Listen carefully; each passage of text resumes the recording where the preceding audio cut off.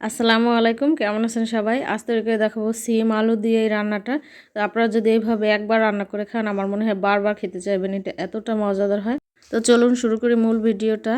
তো এখানে আমি আলু, সিম এবং টমেটো নিয়ে নিয়েছি এবং এগুলো এভাবে একটু লম্বা করে কেটে নিয়েছি। তো এই যে দেখতেই পাচ্ছেন, এভাবে করে কেটে নিয়েছি।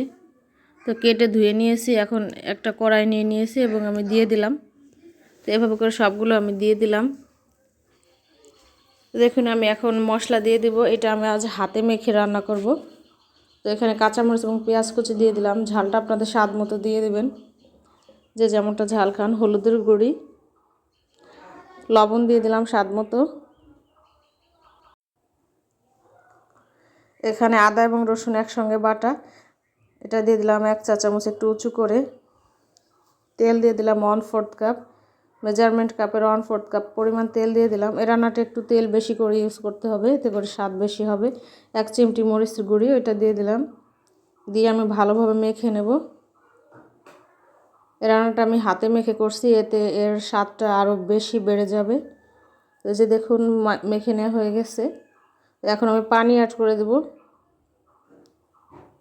তো এই জন্য দেখতে পেলেন পানি দিয়ে দিলাম আমি। এটা সমান সমান করে পানি হবে, তরকারিটা তলিয়ে যাবে না এমন হবে।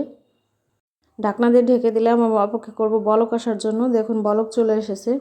তো এ পর্যায়ে আমি মিশিয়ে দেবো চিংড়ি মাছ। এটা আমি আগে থেকে বেছে পরিষ্কার করে লবণ মাখিয়ে রেখেছিলাম। আপনারা এখানে চিংড়ি মাছ না ইউজ করলেও হবে, সেমভাবে আপনারা তরকারিটা রান্না করে নিতে পারবেন।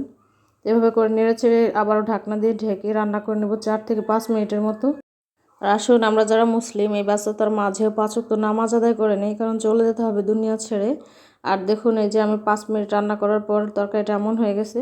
এখন আমি এর মধ্যে 1 চা চামচের মতো জিরে বাটা অ্যাড করে দিলাম। এটা আমি গোটা জিরেটা বেটে নিয়েছি শিলপাটার সাহায্যে। তো এটা দিয়ে আবারও নেড়ে চেড়ে নিচ্ছি এবং আমি এটা মেশানো হয়ে গেছে এবং মেশানোর পরে আরও 2 মিনিট রান্না করে নেব।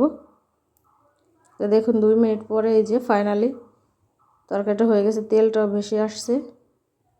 তো এ পর্যায়ে আমি এখন তরকারিটা নামিয়ে নেব। তো দেখুন মাশাআল্লাহ, আপনারা দেখে বুঝতে পারতেছেন যে এটা কতটা মজাদার হয়েছে। এটা ভাত বা রুটির সাথে অসাধারণ খেতে লাগে।